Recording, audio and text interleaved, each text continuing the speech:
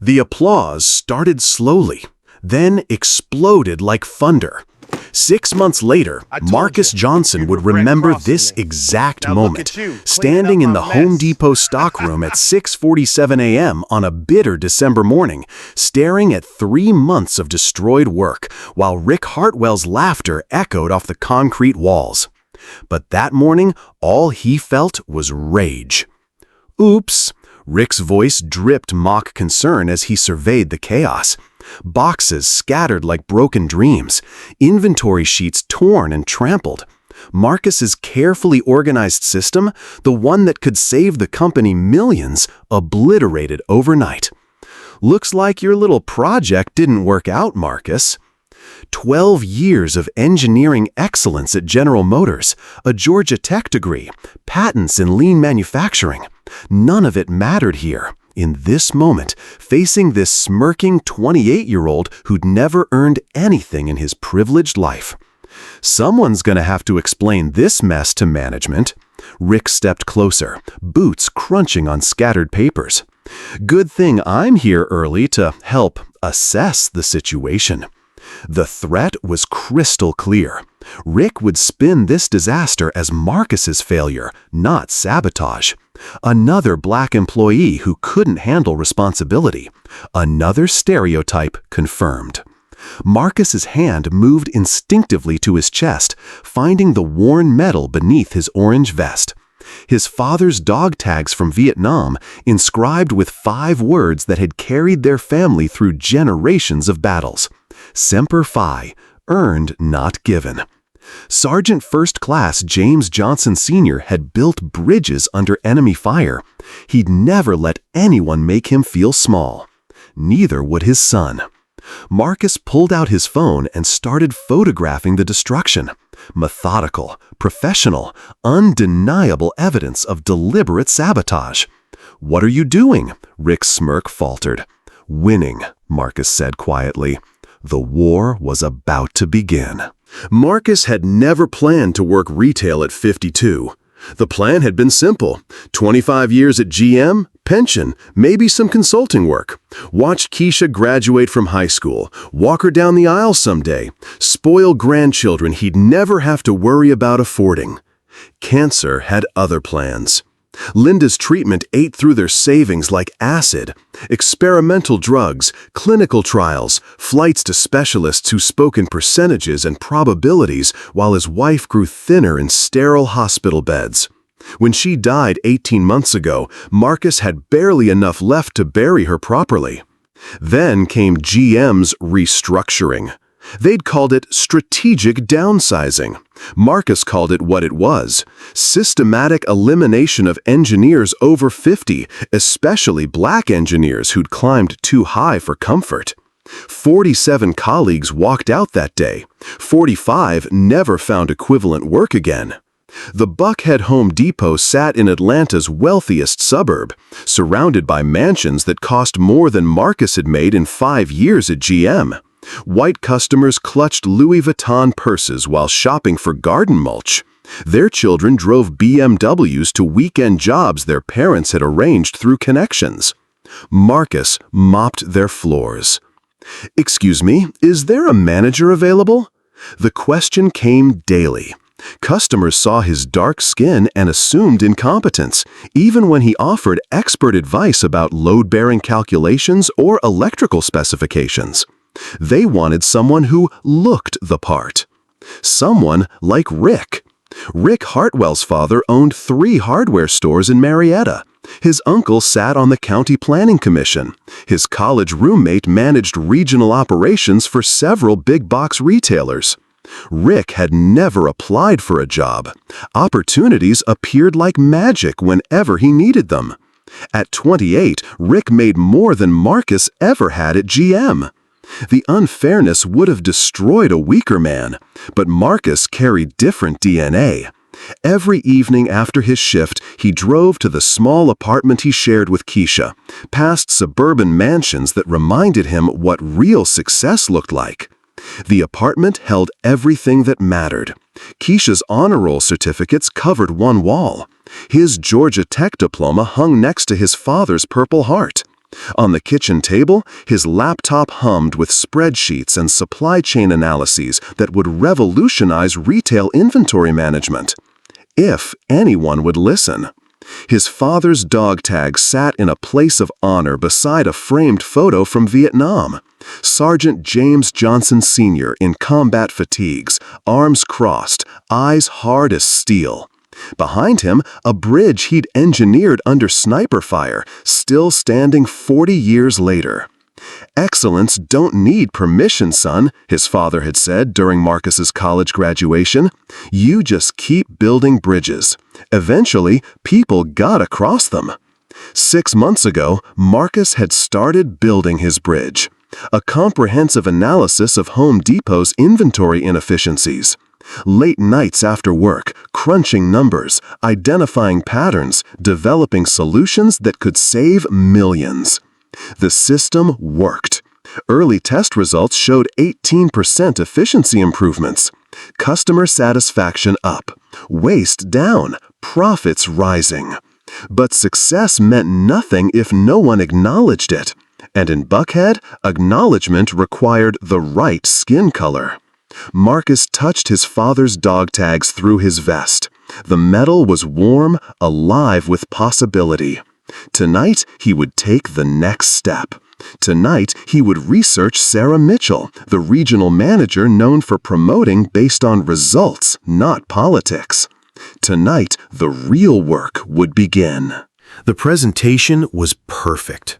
Marcus had spent 3 weeks crafting the proposal, binding it in professional covers, creating executive summaries that would make Harvard MBAs weep with envy. 47 pages of inventory optimization that could transform Home Depot's entire Southeast region. He knocked on Tom Wilson's office door at precisely 2:15 p.m. when the afternoon lull provided maximum privacy. "Marcus?" Tom looked up from his computer, surprised. "Everything okay?" "I have something I'd like to show you." Marcus placed the bound proposal on Tom's desk with the confidence of a man who'd once presented to GM's board of directors. "A comprehensive analysis of our inventory inefficiencies and recommended solutions." Tom's eyebrows rose. He flipped through the first few pages, his expression shifting from surprise to confusion to something resembling panic. "This is detailed." Tom's voice carried a warning. "Marcus, I appreciate initiative, but operations planning requires specialized training. I have 12 years of supply chain experience at General Motors." Marcus kept his tone respectful, professional. "I developed lean manufacturing protocols that saved the company $8.2 million annually." "Well, retail is different." Tom closed the proposal without reading further. "Maybe focus on what you know. Stocking, customer service, the basics." The dismissal hit like a physical blow. Marcus had anticipated resistance, but not this casual destruction of his expertise. Tom hadn't even pretended to consider the analysis. "Sir, if you'll look at page 15, you'll see—" "Marcus," Tom's voice hardened, "I'm going to stop you right there. You're a good employee, reliable, punctual, but let's not pretend this is something it's not, okay?" The subtext screamed through the office air. Know your place. Marcus felt the familiar burn rising in his chest. The same rage that had consumed him watching Linda's oncologist explain why experimental treatments weren't covered by insurance. The same fury he'd swallowed when GM's executives praised his innovations while promoting less qualified white colleagues. His hand moved instinctively to his father's dog tags. The metal was warm, carrying decades of dignity earned through excellence under impossible circumstances. "I understand," Marcus said. But he didn't understand. He refused to understand a world where competence meant nothing, where solutions were dismissed because of the skin color of the problem solver. Outside Tom's office, Rick Hartwell leaned against the customer service counter, pretending to organize receipt rolls while eavesdropping. His smirk widened as Marcus emerged empty-handed. "How'd that go, champ?" Marcus walked past without responding, but Rick's laughter followed him to the break room. By closing time, half the staff had heard Rick's version. Marcus, thinking he was too good for retail work, trying to show off with some fantasy business plan. That evening, Marcus sat at his apartment kitchen, staring at his father's photograph. The old man's eyes held the same determination that had carried him through fighter fights and decades of institutional battles. Setbacks ain't ending, son. They're setups for comebacks. Marcus opened his laptop and began researching Sarah Mitchell, Home Depot's regional operations manager. Her background showed a woman who'd climbed corporate ranks through operational excellence, not politics. If Tom Wilson wouldn't listen to competence, maybe someone higher up the chain would. The sabotage escalated like a slow poison. Marcus would arrive each morning to find his organization systems accidentally disrupted. Price tags switched, inventory moved to wrong sections. His efficiency charts, the ones showing 18% improvement, mysteriously vanishing from the break room bulletin board. Rick had turned harassment into an art form. "Hey Marcus, customer in lumber needs help with load calculations." Rick's voice carried across the store floor, loud enough for everyone to hear. "Better double-check the math, though. Wouldn't want any structural failures." The implication hung in the air like toxic smoke. 3 customers within earshot exchanged glances. Marcus had spent 12 years calculating load-bearing specifications for automotive assembly lines, but Rick's doubt planted seeds of uncertainty in every witness. The psychological warfare was surgical in its precision. "Marcus seems overwhelmed lately," Rick mentioned casually to Tom during their Monday morning meetings. "Maybe the job's getting too complex for him. I'm worried about liability issues." Too complex. The phrase followed Marcus through every shift like a shadow. Customers began asking for second opinions on his recommendations. Colleagues stopped seeking his advice on technical problems. His competence became questioned, his expertise diminished through whispered doubts. The breaking point came on a Thursday afternoon. Mrs. Patterson, a regular customer, approached the customer service desk with a formal complaint form. Marcus recognized the careful cursive handwriting. Rick's girlfriend, Madison, worked as a substitute teacher and occasionally helped Rick with administrative tasks. "I'm concerned about the employee in hardware," Mrs. Patterson read from the paper. "He seemed hostile when I asked about paint recommendations. I felt unsafe and requested to speak with someone more qualified." Tom's face went pale. Corporate policy required documentation of any customer feeling unsafe around employees. 3 such complaints trigger automatic termination procedures.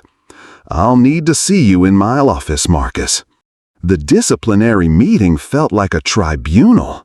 Tom, the district HR representative, and a stack of documentation that painted Marcus as problematic, difficult, potentially dangerous. The evidence was circumstantial but damning, a pattern of incidents that would justify removing an inconvenient employee. Marcus sat in the parking lot afterward, hands shaken as he held his father's dog tags. The metal felt heavier than usual, weighted with generations of battles fought against systems designed to break black men's spirits. "They can take your job, your savings, even your dignity," his father had said during Marcus's college graduation. "But they can't take what you know."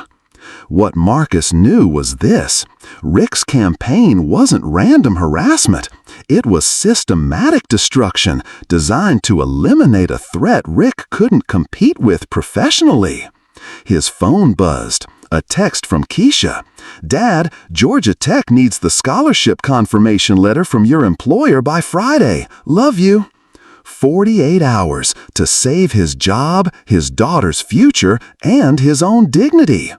Marcus closed his eyes and made a decision that would change everything. If the system wouldn't recognize his excellence through proper channels, he'd find another way, and he knew exactly where to start. Janet Rodriguez, the security supervisor, had been watching Rick's after-hours activities with growing suspicion. Time to have that conversation. Janet Rodriguez found Marcus in the break room at 11:47 p.m., long after the store had closed. "You know you're not supposed to be here without authorization." Her voice carried authority earned through 15 years in corporate security, but her eyes held something else: understanding, maybe even respect. Marcus looked up from his laptop, where spreadsheets glowed like digital battle plans. "Working on my resignation letter." "Bullshit." Janet pulled out a chair and sat across from him. "Men like you don't quit. They fight." She was right, and they both knew it. Janet had been watching the systematic harassment, documenting Rick's after-hours inventory checks that coincidentally aligned with every disruption to Marcus's organization systems. "I've got something you need to see." Janet pulled out her security tablet, scrolling through timestamp logs. "Rick's been accessing the stockroom during night shifts, always after you've reorganized sections, always before you discover the mess." The evidence was irrefutable, digital breadcrumbs that painted a clear picture of deliberate sabotage. "Why are you helping me?" Janet's laugh held no humor. "Because I've been where you are. Different battle, same war. And because," she paused, choosing words carefully, "because excellence deserves a fighting chance." The next morning brought unexpected salvation. Sarah Mitchell arrived unannounced at 10:15 a.m., her gray sedan pulling into the manager's parking space like a corporate cruise missile. Regional inspections usually came with weeks of advance notice. Surprise visits meant someone at corporate had concerns. Marcus was restocking paint supplies when Tom's panicked voice crackled over the intercom. "All department heads to Conference Room B, immediately." This was his moment. Marcus had spent 6 months researching Sarah Mitchell's background: Stanford MBA, 23 years climbing corporate ranks through operational excellence, a reputation for promoting based on results, not politics. If anyone would recognize competence regardless of packaging, it would be her. He knocked on the conference room door at exactly 11:30 a.m. "Ms. Mitchell, I'm Marcus Johnson, hardware specialist. I have something that might interest you." Sarah looked up from her tablet, slightly annoyed at the interruption. Tom Wilson went pale, recognizing potential disaster. "Marcus, we're in the middle of—" "5 minutes," Marcus said, placing his updated proposal on the conference table. "5 minutes to show you how this store can increase efficiency by 35% and save $2.3 million annually." The room went silent. Sarah's eyes narrowed, intrigued despite herself. "You have my attention, Mr. Johnson." Marcus opened his laptop and began the presentation that would change everything.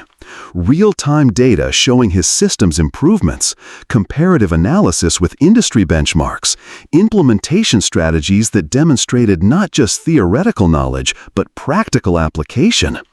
As he spoke, touching his father's dog tags for strength, Marcus felt the familiar precision of military engineering flowing through him.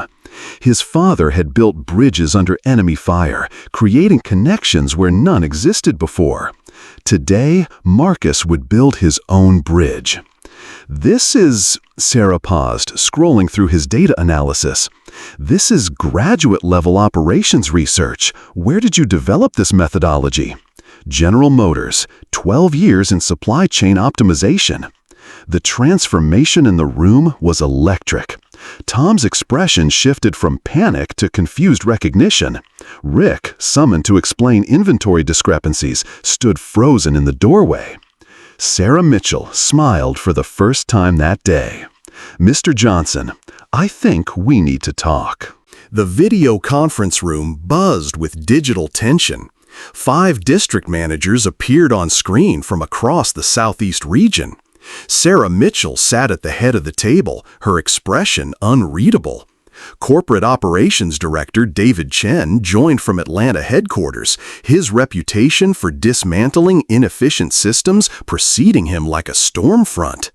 Marcus stood at the presentation screen, feeling the weight of his father's dog tags beneath his shirt.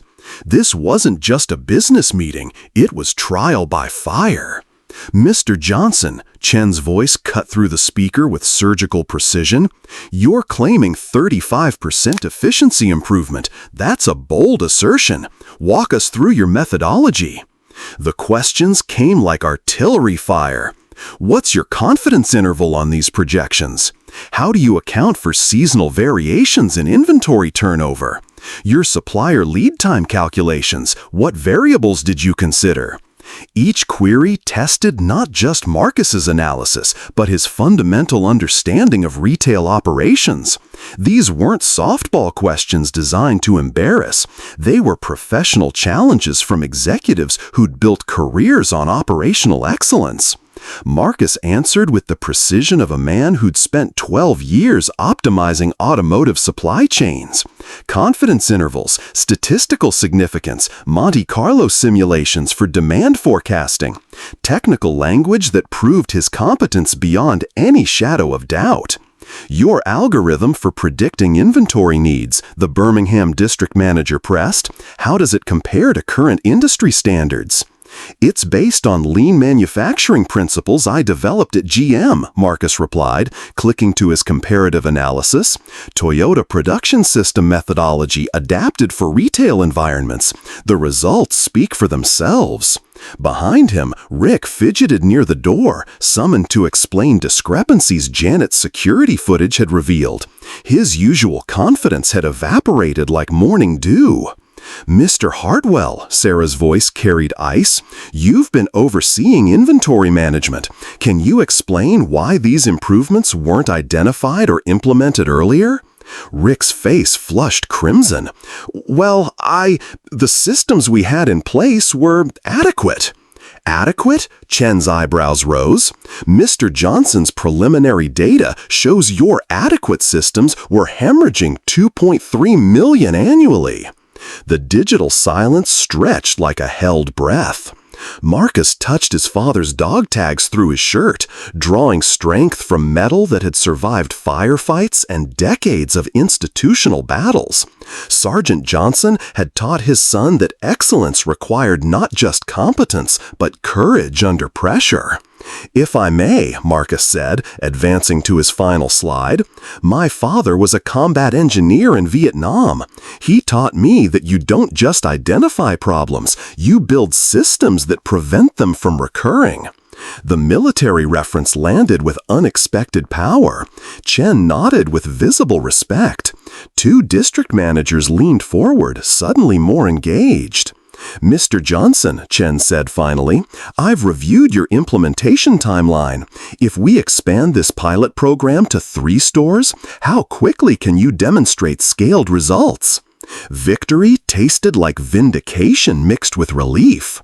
60 days, Marcus replied confidently. "Full metrics, quarterly projections, and training protocols for regional rollout." Sarah Mitchell smiled for the second time that week. "Gentlemen, I think we have our efficiency coordinator."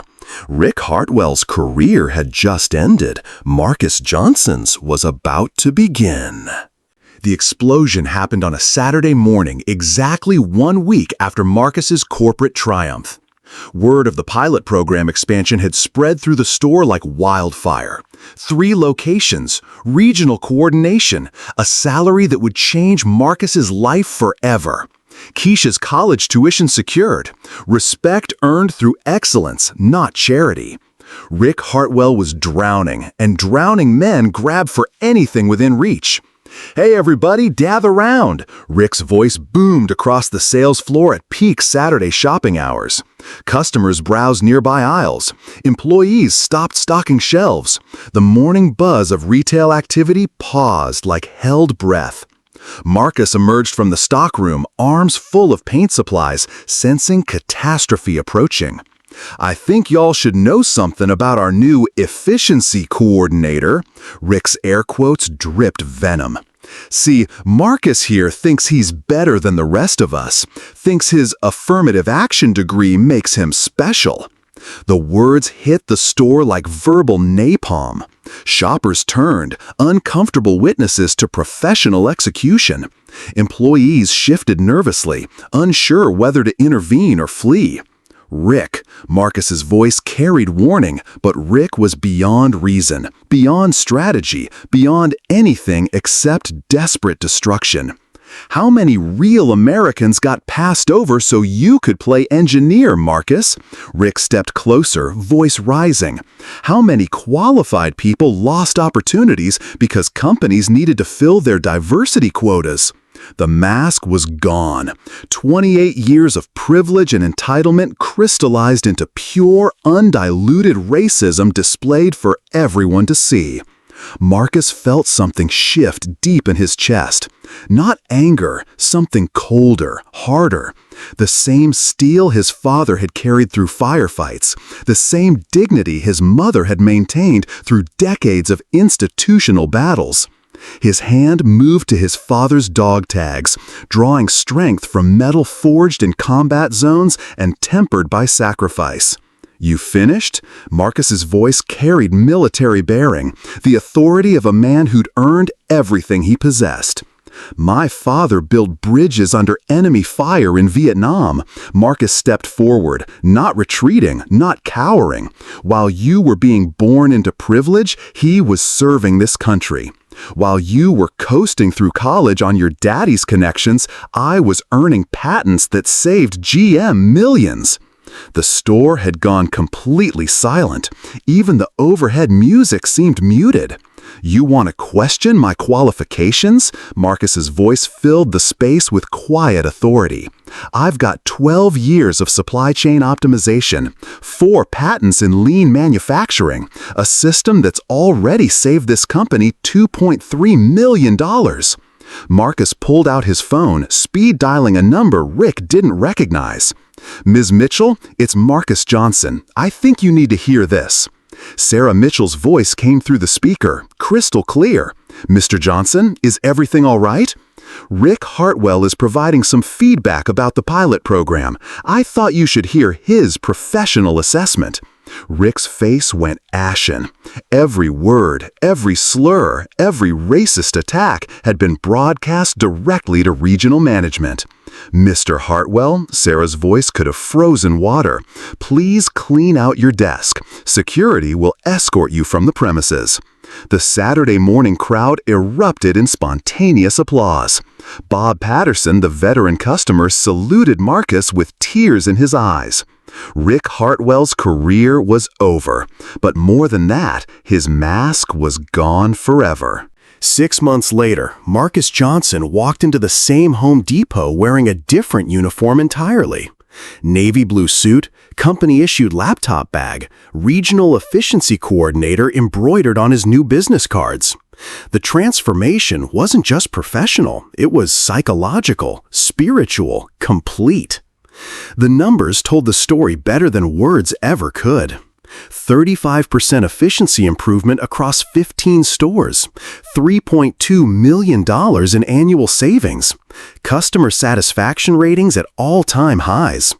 His inventory optimization system had become the gold standard for Home Depot's Southeast region, with plans for national implementation by year's end. But the real victory lived in smaller moments. "Marcus!" Carlos Mendez called out from receiving, genuine joy lighting his face. "My nephew got the scholarship! Georgia Tech, just like your Keisha!" The Marcus Johnson Scholarship Fund had started small, $5,000 from his first bonus check. Now it supported 12 students annually, young people from underrepresented communities who dreamed of engineering careers despite systemic barriers. Tom Wilson approached with something Marcus had never seen before: humility. "Marcus, I owe you an apology." Tom's words came slowly, painfully honest. "I let my assumptions cloud my judgment. I almost cost this company millions because I couldn't see past my own prejudices." The apology meant more than corporate recognition or salary increases. It represented acknowledgement, growth, the possibility that people could change when confronted with undeniable truth. We all have blind spots, Tom. The important thing is learning from them. Marcus's new office overlooked the sales floor where Rick had made his final desperate stand. The irony wasn't lost on him. He now supervised the space where he'd once been humiliated. But revenge had never been the goal. Excellence was its own reward. His father's dog tag sat in a place of honor on his desk, next to a framed photo from Vietnam and Keisha's acceptance letter to Georgia Tech's engineering program. The medal caught afternoon sunlight streaming through office windows, still warm with possibility. "Dad?" Keisha's voice came through his office speakerphone. "I just finished my first calculus exam. Professor said I've got natural analytical thinking. Wonder where that comes from." Marcus smiled, touching the dog tags his father had carried through firefights and corporate battles. "Your grandfather runs in the family." The transformation rippled beyond individual success. Home Depot's regional diversity metrics had improved dramatically. Management training now included modules on recognizing and developing talent regardless of packaging. The culture fit assessments that had kept qualified candidates out were replaced with skills-based evaluations that Marcus had helped design. Janet Rodriguez stopped by his office most afternoons, sharing security reports and celebrating small victories. Carlos had been promoted to operations supervisor. Bob Patterson, the veteran customer, now volunteers as a mentor in Marcus's scholarship program. Even the customers had noticed the change. Reviews consistently praised the store's professionalism, expertise, and inclusive atmosphere. Revenue was up 18%, driven by improved customer experience and operational efficiency. Marcus stood at his office window, watching the evening shift stock shelves with systematic precision. His inventory management protocols had become muscle memory, ingrained in daily operations like breathing. Tomorrow would bring new challenges. Corporate headquarters wanted him to present his methodology to the board of directors. National implementation meant bigger stages, higher stakes, greater opportunities to transform retail operations across the country. But tonight, Marcus Johnson was simply a father whose daughter would attend Georgia Tech debt-free, a son who'd honored his father's legacy, a man who'd proven that excellence truly was earned, not given. The applause started slowly, then exploded like thunder.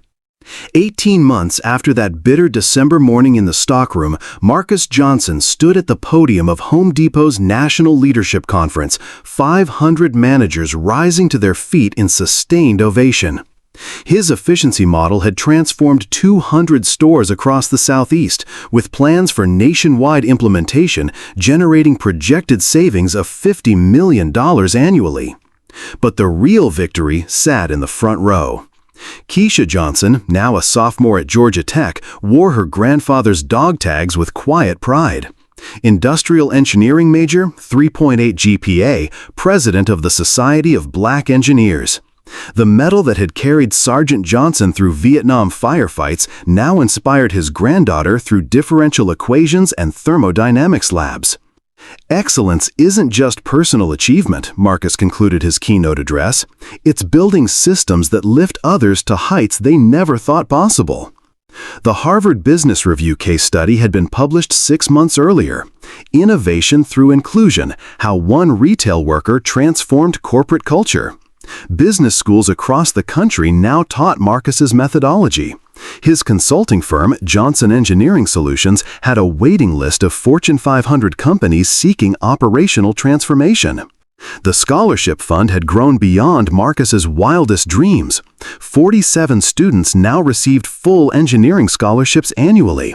Alumni of the program worked at NASA, Google, Tesla, building bridges across industries, just as Sergeant Johnson had built bridges across rivers under enemy fire.